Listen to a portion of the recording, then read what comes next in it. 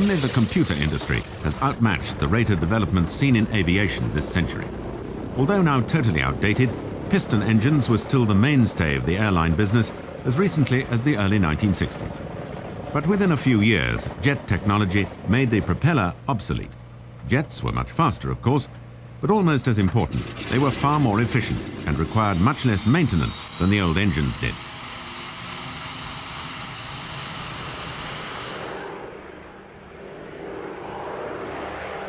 The glory days of propeller-powered airliners were over. Some made their way to museums, others were kept flying by collectors. Most were simply scrapped.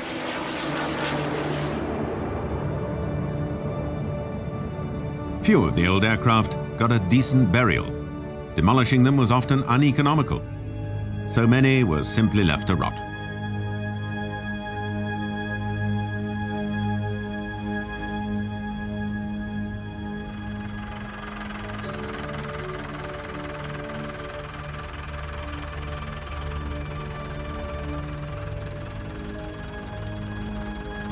It's remarkable, though, that in the jet age, there are still hundreds of vintage aircraft which, even after 50 years, are still earning their keep plying the world's airways.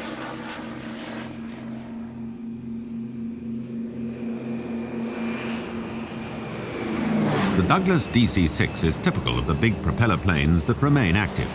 Between 1946 and 1958, almost 400 of these luxury airliners were built. Now they still prove useful hauling cargo. These particular aircraft are very effective in ranges up to about 2.5 hours. So they serve the Turks and Caicos, Jamaica, and Merida, Mexico very effectively.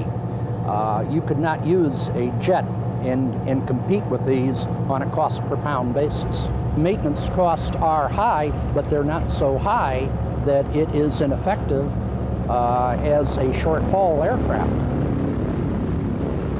From Miami, they fly the DC-6, a handful of DC-7s, and Lockheed Constellations.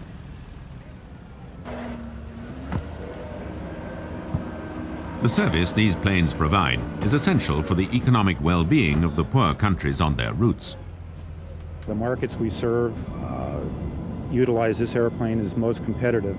Rather than taking 90,000 pounds in a jet, we bring about 30,000 pounds in with the DC-6 and 38,000 pounds with the DC-7. There is a mystique about the older piston aircraft. There's very few of us left in the world operating them, but we do serve a purpose.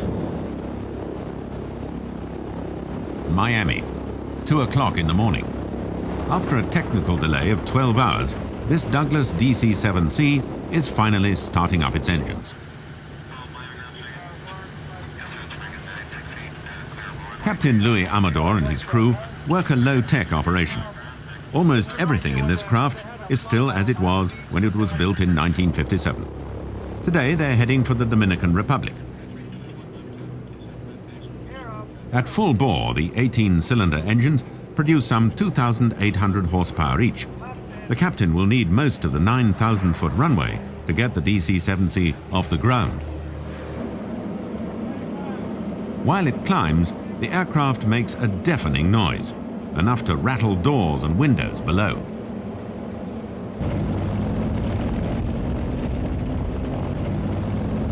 The ascent is hard work for the crew. The engineer has his hands full, keeping the engines from overheating. To lessen the impact of the noise on the people below, the pilot must climb as quickly as possible. But the DC-7C is slow.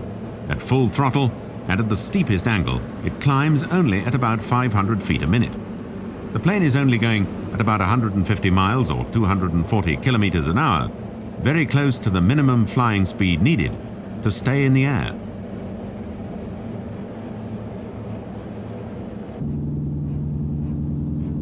Today, the cargo is a few thousand pounds of lingerie fabric that will be sewn into finished products in the Dominican Republic.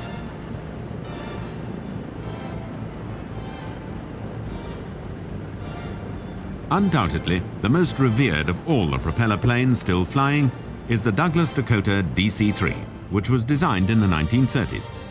Oddly, people in the industry were slow to realize that this was to be a revolutionary aircraft. The DC-3 only came into its own during World War II. The DC-3 has been proven to be one of the most beautiful airplanes in the world and one of the most reliable airplanes in the world. In fact, it's unique that nearly 60 years ago Arthur Raymond was able to design an airplane like this, with which we still do commercial flights nowadays.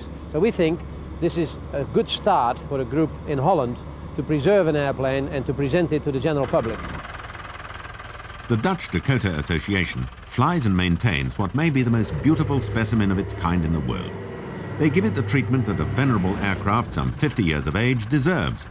Other DC-3s, though, aren't so lucky.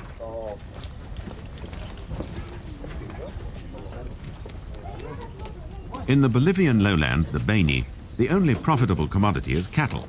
They feed the big cities of the Andes, La Paz and Cochabamba. The aeroplane is the only way to transport the meat to these sky-high urban areas.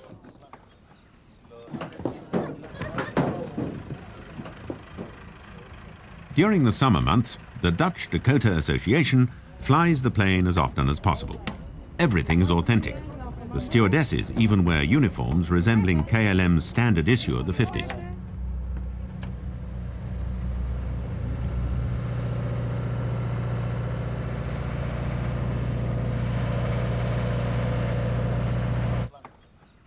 In the Beni, there are no roads to take you to Cochabamba or La Paz. There's no money to pay for expensive tickets, and there are no real passenger airlines. But the meat haulers will gladly take you aboard, charging you by the pound, just as they do for the cattle.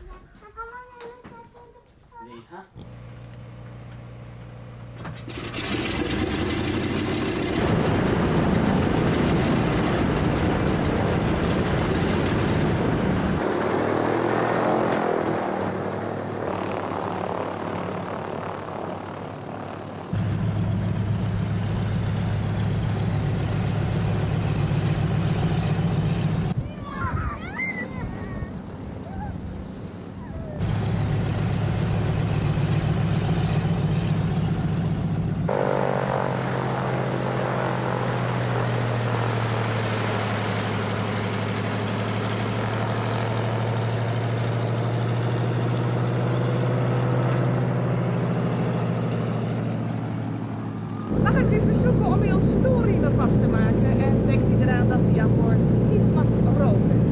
Ik wil u ook even attenderen op onze vliegveiligheidskaarten. U vindt deze voor u in de stoelgang.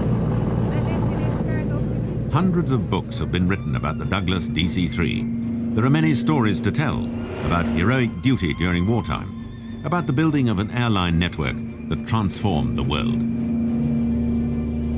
Of the 13,641 that were built, some 900 DC-3s are still flying today. The plane is as irreplaceable as it is loved. As an airline transport pilot, this of course is one of the most beautiful examples of airline transport. Then it's lovely to fly it.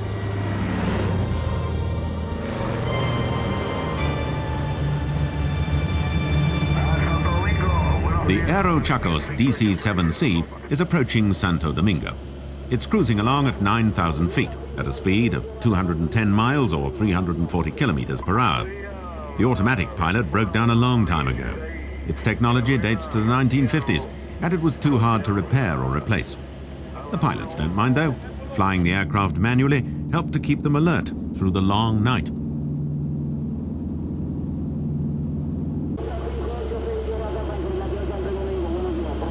Pilots Luis Amador and Mike Romano and engineer Lopez Belen will be flying this aging aircraft for the foreseeable future.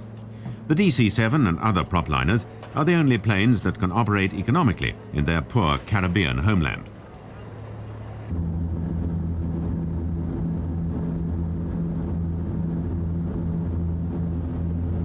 Aero Chacos was founded in 1981 by Pedro Santiago Rodriguez, nicknamed Chaquito. The company fills an important need in the Dominican economy.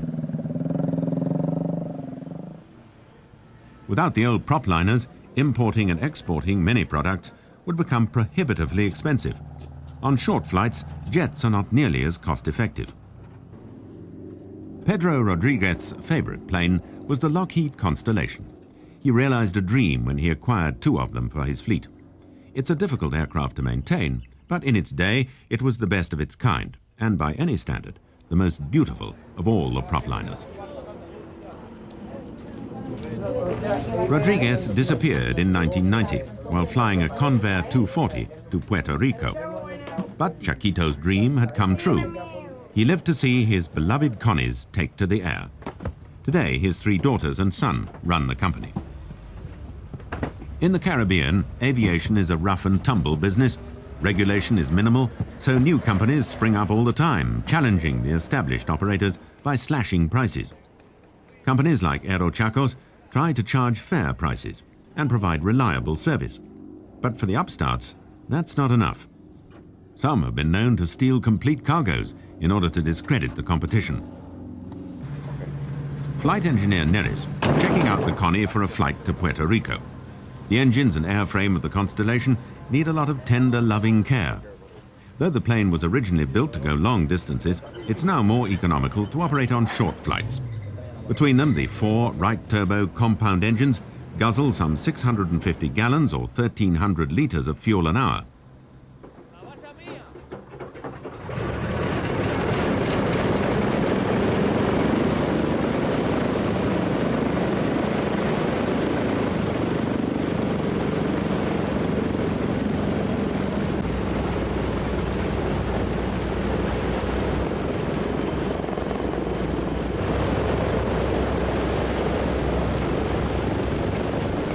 The Connie takes off with only enough fuel to make the 1.5-hour trip.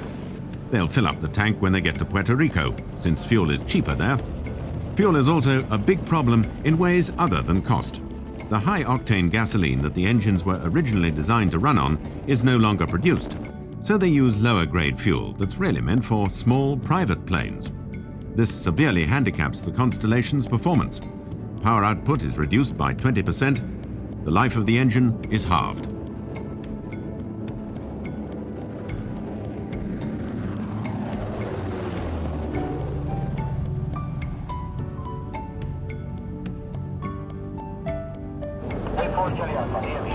The men who fly these planes love them.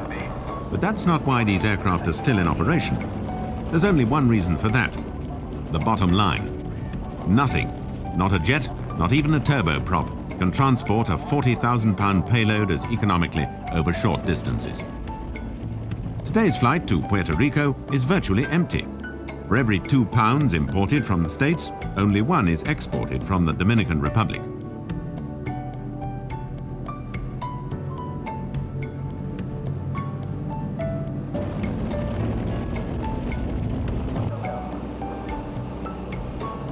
The Constellation and the DC-7 were the last piston-powered airliners to fly intercontinental routes. In those days, passengers traveled in great style. Today's cargo operators strip the planes of all redundant amenities. Even the air conditioning is gone. A jury-rigged pipe to the ceiling is a low-tech replacement.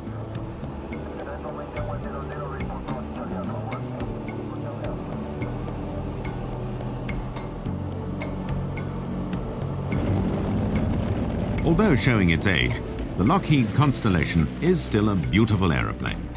Its lines having an elegance no longer found in the computer-designed jets of our era.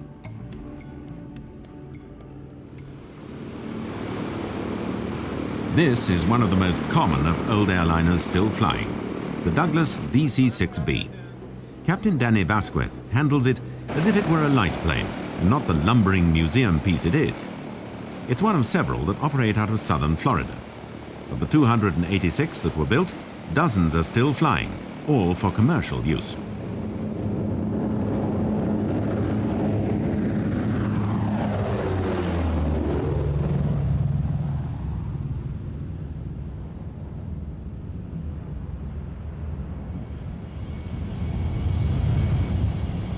Miami International Airport. Its western perimeter is almost entirely taken up by companies that concentrate on the Caribbean market. These Boeing Stratocruisers were victims of price warfare. They had great load capacity, but were too expensive to operate. In the fierce competition, companies and aeroplanes come and go rapidly. 2 American companies, Aerial Transit and Transair Link, have been in business here for years. They've outlived countless fly-by-night operators who expected to buy a few cheap planes and make a killing. A business like this, though, is more than just a way of making money. I guess just that I was brought up on these aircraft. Although I don't fly myself, as far as the parts and operations of the airplane, I've been deeply involved with all those aspects. And that's a love affair, and that's the way I've raised my family, and there is a certain amount of pride in it.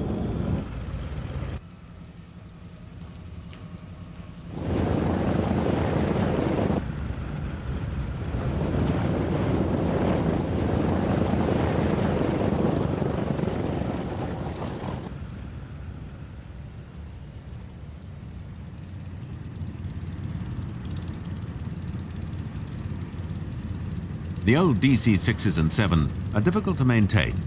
Some operators have tried out jet-powered craft, but these experiments never lasted long.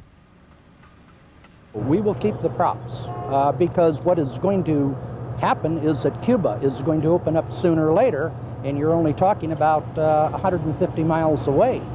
And there will be no jet that can compete on short range with a DC-6B, and there are fields that they couldn't possibly get into because of the length of the runways. As long as the aviation gas remains at a reasonable price, these airplanes can be competitive basically forever. They're built to last, fill an important niche, and outperform the jets. But no machine is perfect. The only bad thing is they require a tremendous amount of maintenance, so your maintenance labor overhead is much more than a jet. Engines run out faster than jet engines, so they demand overhaul quicker. And getting reliable components overhauled today seems to be very frustrating. Sometimes we'll install a starter 2 or 3 times before we get one that works. The engines are the main problem. The low-grade fuel that's available cuts their life from 3,000 hours to an average of 1,200. But so far, at least, spare parts are still easy to find. The U.S. military used a number of these airplanes and engines up until just recent years, and large quantities were manufactured for them as well. We are able to buy them primarily from military surplus or airline surplus. Many of them are packed away as they originally were. This, for instance, was packed in 1954, and it's as good today as it was the day it was manufactured. Others are much older than that. They go back to World War II. As the years go by, manpower may be a problem. It's hard to find young people to work on these old machines. You're going to have less people working on these engines as time goes by. So I'm going to be privileged in knowing, more about this engine than anybody else. Already knowing the props, everybody's going into jets. So, this is the advantage that I have. That's why I like it. For at least 20 years now, no new parts have been made. The stockpile has to run out sometime. 10 years ago, I said 10 years. I would say now probably 20 years. But as long as we have this seemingly unending supply of major items, I think we'll be able to continue to economically overhaul the engines and put the airplanes into the sky. In Bolivia, maintenance is a much bigger problem. Agustin Zavala works long days overhauling engines. He often lacks the proper equipment, and spare parts from America are too expensive. Yet he must keep the planes flying somehow.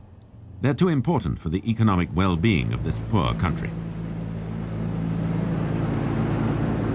After 33 years flying them, Walter Bolivian has developed a healthy respect for the propliner. It was New Year's Day in 64 or 65, I don't quite remember.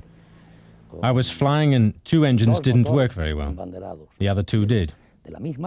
I had a load of 8,000 kilograms of meat on board and still managed to get the plane on the ground. I don't believe I could have done this with any other aircraft. Yo no creo que haya un avión capaz de hacer una cosa así. En La Paz todavía, es un cuadrado, ¿no? La Paz. 4.000 metros alto, 4.000 metros largo. Hazardous operations like these have become the exception in Bolivia.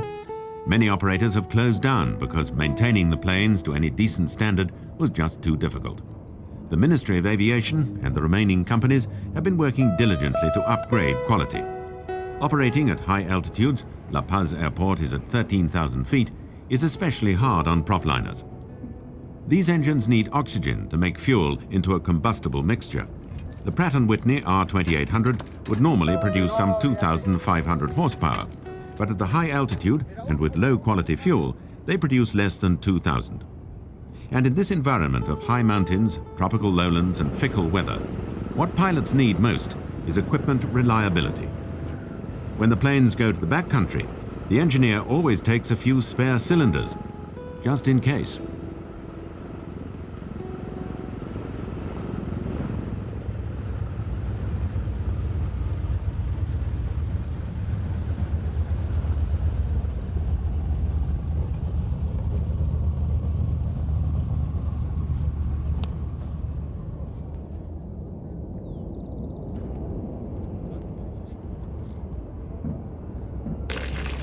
When the engines can no longer be repaired, the rest of the aircraft is cannibalized to keep other planes flying. The maintenance is fairly good on our planes. We're trying in any case. But it's very important to know the aircraft well. Then when you hear a strange noise, you think, hey, there's something wrong, something with the motor. You also have to know the limits of your aircraft. For instance, we had an awkward time when the pressure dropped out, totally. With this, we also lost all our major controls, like steering, brakes, everything. But I knew the limitations of the airplane and I was able to land, because I had a good feeling for the craft. Conociendo las limitaciones del avión, pues uno lo aterriza corto y sin frenos ni nada lo va parando, ¿no? Y esas cosas, tenerle fe al avión, en principio conocerlo bien.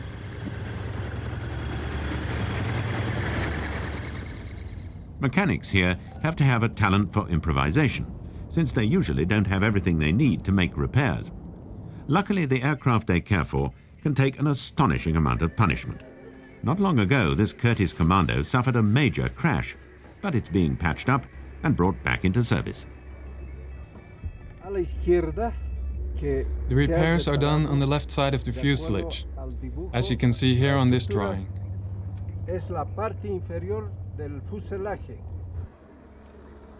Getting a new wing from the US was too expensive, so another C-46 was cannibalized.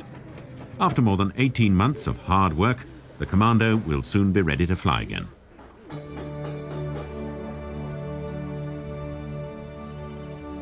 But when a plane crashes on one of the dirt runways in the Beni lowland, it's almost impossible to get back into the air again. This DC-6 was just dragged into the marshland next to the runway and left there. Marcelino Tonquino made it into his home. He finds it nice and quiet and very spacious. In the years it's been here, a few parts have been removed, so Marcelino has taken to carefully locking up the Douglas to keep its interior decorations intact.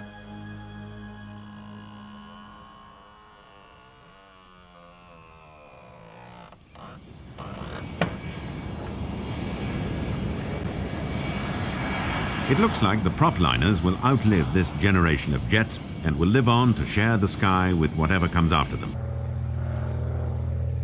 The DC-3 certainly is giving every sign that it's going to fly forever. We have a spare airplane, and we have another DC-3, another Dakota, another Goonie, and we're preserving it. We're bringing it back to 0 hours, and it'll succeed this one when necessary, but we think that will take another 50 years.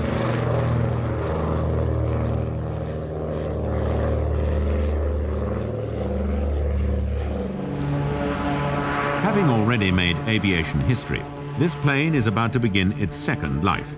It's a Dakota Douglas DC-3 to be sure, but it's been enhanced in ways that will give it at least another 30 or 40 years as a profit-making aircraft.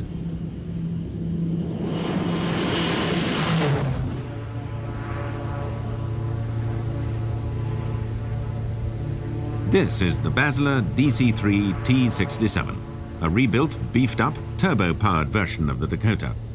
This particular plane was built in 1941 and did service in the US Air Force and a number of airlines.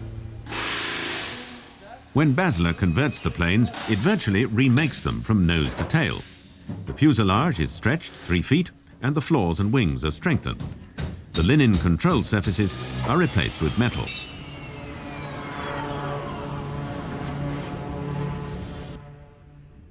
The Pratt & Whitney PT6 turboprops give it 40 knots more on the speedometer, a much greater payload, and positively youthful agility. The DC-3 is reborn. The asking price of about $3 million is a bargain compared to the competition.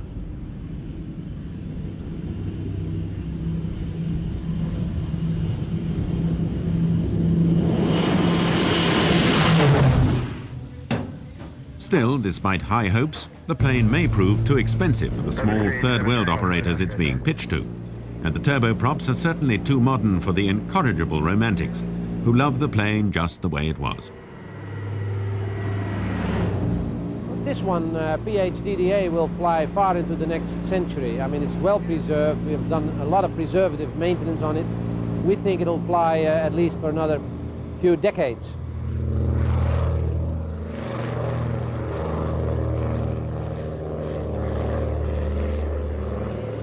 Overall, the modern jet airliner provides the best means of transport in the world, unromantic and efficient. But however awkward the jet's oil-guzzling, smoke-blowing predecessors may look, there are still many ways in which the old propliners just cannot be matched.